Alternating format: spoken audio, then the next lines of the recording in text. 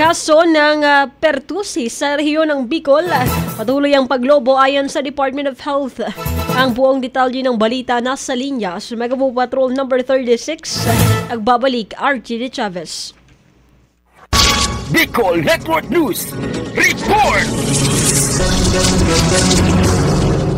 Patuloy na tumataas ang bilang ng mga tinatamaan ng sakit na pertussis sa buong rehiyong Bicol habang papatapos ang buwan ng Agosto. Ayon sa pinakahuling tala ng Department of Health Bicol, umabot na sa 136 ang kabuang kaso ng pertussis sa rehiyon. Ang probinsya ng Albay ang may pinakamataas na bilang ng kaso na umabot na sa 64.